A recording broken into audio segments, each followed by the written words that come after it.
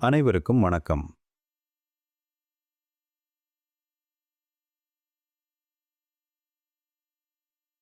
VSS என்ற பதாகையின் கீழ் கான்ஹா சாந்திவனத்தில் ஒரு சிறப்பு நிகழ்ச்சி நடைபெற்று வருகிறது. இந்நிகழ்ச்சியின் மையக் கருத்து தர்மே சர்வம் பிரதிஷ்டிதம் என்பதாகும். இதில் மிக முக்கியமானதொரு தலைப்பான தர்மம் குறித்து விரிவான விவாதங்கள் மேற்கொள்ளப்பட்டு வருகின்றன. நான் அதிலிருந்து குறிப்பாக கோவிந்த் கிரி மகராஜ் தர்மம் என்பது உண்மையில் என்ன என்பதை பற்றி பேசியதை கேட்டபோது நிறைய கற்றுக்கொண்டேன். தர்மம் என்பது ஒரு மிக வித்தியாசமான தன்மையில் புரிந்து கொள்ளப்பட வேண்டும். மக்கள் குறிப்பிடுவது போல தர்மம் என்பது மதம், சமய உட்பிரிவு, வழிபாட்டுச் சமூகம் போன்றதல்ல. சனாதன கோட்பாடுகள் தர்மத்தை அடிப்படையாகக் கொண்டவை. இக்கருத்தை சுருக்கமாக விளக்கும் வகையில் மகாபாரதத்திலிருந்து ஒரு நிகழ்வை உங்களுடன் பகிர்ந்து கொள்ள விரும்புகிறேன். பாண்டவர்கள் தங்கள் வனவாசத்தின் அநேகமாக கடைசிக்கு முந்தைய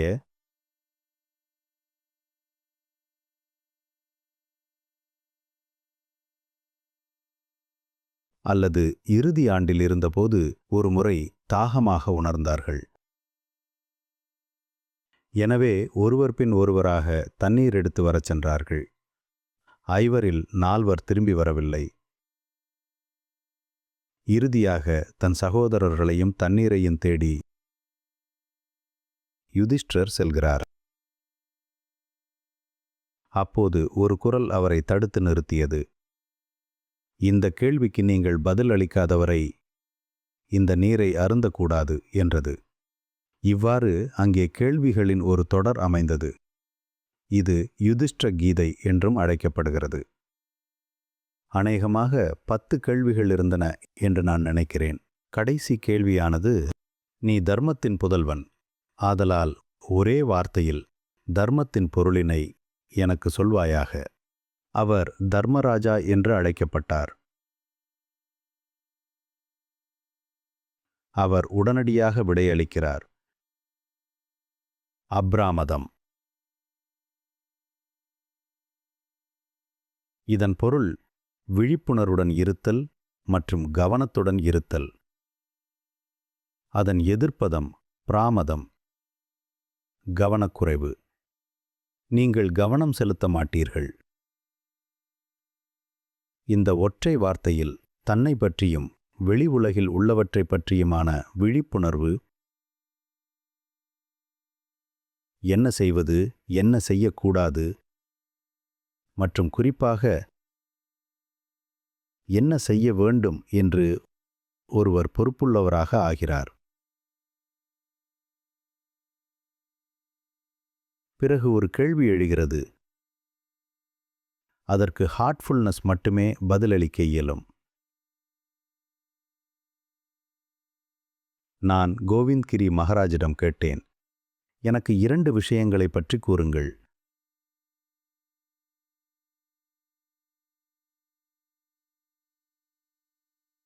பதினேழு அத்தியாயங்களில் கிருஷ்ணர் தர்மத்தை பற்றி பேசுகிறார். 18வது அத்தியாயத்தில் உனது தர்மத்தை ஒப்படைத்து விடு என்கிறார். முதலில் அவர் பின்பற்றுமாறு கூறுகிறார். அதன் பிறகு விட்டுவிடுமாறு கூறுகிறார். இது குறித்து சிந்தித்துப் பாருங்கள். இத்தகைய முரண்பாடு எதற்காக? 2வது கேள்வி, கபீரைப் போலவே இவரும் இறுதி நிலை என்பது பெருங்கடலில் விழும் மழைத்துளிகள் போன்றது என்கிறார். கைவல்லி நிலையைப் பற்றி ஜைனமும் பேசுகிறது. புத்தர் நிர்வாண நிலையைப் பற்றி பேசுகிறார். ஸ்ரீ கிருஷ்ணர் ஒரு சேறு நிறைந்த குளத்திலுள்ள மாசுபடாத தாமரை இலையைப் போல எதனாலும் பாதிக்கப்படாத ஒரு வாழ்க்கையை வாழ்வது பற்றி பேசுகிறார். பதஞ்சலி சமாதி நிலையை பற்றி பேசுகிறார். அதை எவ்வாறு அடைவது? எந்தவொரு சாத்திரமும் இதற்கு ஒரு தெளிவான விடையை அளிக்கவில்லை. பூஜை செய்யுங்கள், வழிபாட்டுச் சடங்குகளைச் செய்யுங்கள், தியானம் செய்யுங்கள். ஆனால் அந்த தியானத்தை நீங்கள் எவ்வாறு செய்வீர்கள்? பிராணாகுதி இல்லாமல் தற்போதைய உணர்வுறு நிலையிலிருந்து அடுத்த நிலைக்கு, அதற்கும் அடுத்த நிலைக்கு ஒருவரையும் உயர்த்தப்பட இயலாது. ஹார்ட்ஃபுல்னஸ் என்பது உலகிற்கு அளிக்கப்பட்ட ஒரு பரிசாகும். பாபுஜி உருவில் மறுபிறவி எடுத்த அதே பதஞ்சலி ஏதோ ஒரு பணி முழுமையடையாமல் எஞ்சிவிட்டதாக கருதி, நான் உலகிற்கு ஒரு வலிமையான யோகாவை கொடுத்துள்ளேன், ஆனால் அதன் அடுத்த கட்டம் விடுபட்டிருந்தது என்றார். யோகா, சித்த விருத்தி, நிரோதக, இப்படித்தான் அவர் யோகாவை வரையறுக்கிறார். ஆனால் அதற்கான பதில் அங்கே கொடுக்கப்படவில்லை. மனதின் போக்குகளை எவ்வாறு கட்டுப்படுத்துவது? இத்தகைய மனப்போக்குகள் அனைத்தையும் அகற்றுவதன் மூலம் நிலைத்தன்மையை எங்கனம் ஏற்படுத்துவது? மனப்போக்குகள் இருக்கும் வரை உங்கள் உணர்வுறு நிலை என்னும் ஏரியில் சிற்றலைகள் நிறைந்து நீங்கள் அமைதியற்று இருப்பீர்கள். ஆகவே இந்த பிறவியில் பாபுஜி மகாராஜ் சுத்திகரிப்பு என்னும் முறையை அளித்திருக்கிறார்.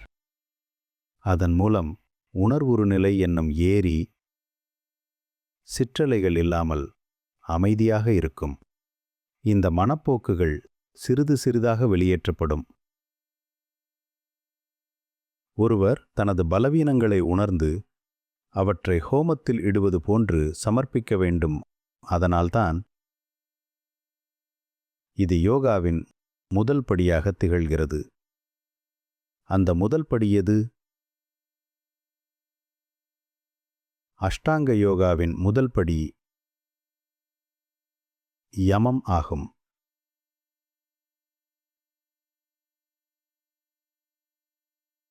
அத்தகைய பெயர் ஏன்? யமன் என்பவன் மரணத்தின் அதிபதியாவான். பதஞ்சலி நமக்கு ஒரு சவால் விடுகிறார். உங்கள் பலவீனங்கள் அனைத்தையும் அழிப்பதற்காக நீங்கள் யமனாக மாற வேண்டும். யமன் ஒரு கொலையாளி. நீங்கள் உங்கள் சொந்த பலவீனங்களை அழிக்க வேண்டும். ஆனால் எப்படி? சுத்திகரிப்பு மற்றும் சுத்திகரிப்பின் மூலமாக மட்டுமே சம்ஸ்காரங்கள் மூலம் உருவாக்கப்பட்ட அனைத்து மனப்போக்குகளில் இருந்தும் ஒருவர் விடுபட இயலும். சம்ஸ்காரங்கள் நமது பழக்கங்கள், எண்ணங்கள், மனப்பான்மைகள் மற்றும் உணர்வுகளால் உருவாகின்றன. ஆகவே இந்த தீய சுழற்சியை கவனியுங்கள். அத்துடன் ஹார்ட்ஃபுல்னஸ் இந்த தீய சுழற்சியை எவ்வாறு தடுக்கிறது என்பதையும் பாருங்கள். அது இந்த விருப்பத்தின் மீது தடை போடுகிறது. சுத்திகரிப்பின் மூலமாக நாம் சமநிலையை அடைகிறோம். அது முக்கியமானது. ஒருவேளை ஒருவர் எப்போதும் மூர்க்கத்தனம் மிக்கவராக இருக்கலாம். அத்தகைய விஷயங்களை தடுப்பதற்கு சலனமற்ற தன்மையை கொண்டு வர வேண்டும். ஒவ்வொரு நாளும் முறையாக தியானம் செய்தல், பிரிசப்டர்களிடமிருந்து மாதத்திற்கு சில அமர்வுகள் எடுத்துக்கொள்ளுதல், கூட்டு சத்சங்கங்களில் முறையாக கலந்து கொள்ளுதல் மூலம் நாம் சலனமற்ற தன்மையை அடையலாம். ஹார்ட்ஃபுல்னஸ் செயலியை சார்ந்து இருக்காதீர்கள். சில விதிவிலக்கான சமயங்களில் நாம் நமது அலைபேசி மூலம் சத்சங்கத்தில் கலந்து கொள்ள செயலிகளை பயன்படுத்துகிறோம். ஆனால் ஆழ்ந்த அமர்வுகள் ரிசப்டர்களிடம் நேருக்கு நேர் இருக்கும்போதும் இதுபோன்ற கூட்டு சத்சங்கங்களிலும் தான் கிடைக்கும்.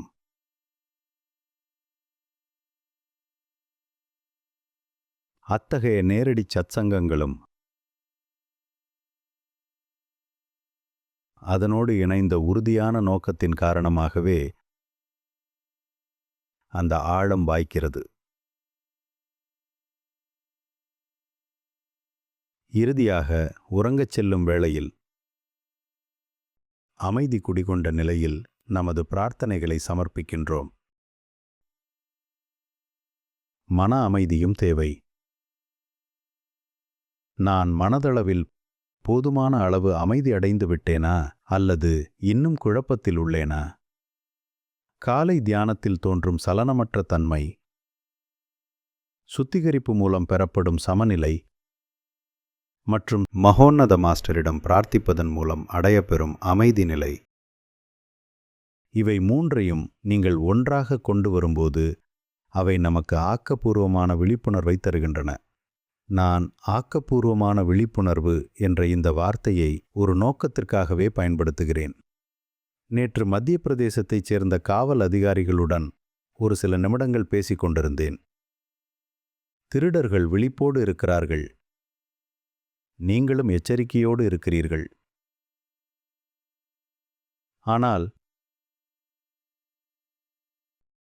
100க்கு 10 பேரை மட்டுமே உங்களால் பிடிக்க இயல்கிறது. எனவே திருடர்களின் விழிப்புணர்வு உங்களை விட அதிகமானது என்று கூறினேன். அதை நமது சத்சங்கத்திற்கும் பயன்படுத்துங்கள்.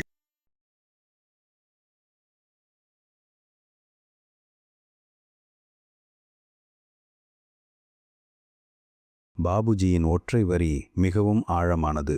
அதை நீங்கள் புரிந்து கொள்வதற்கு பல வருடங்கள் ஆகலாம்.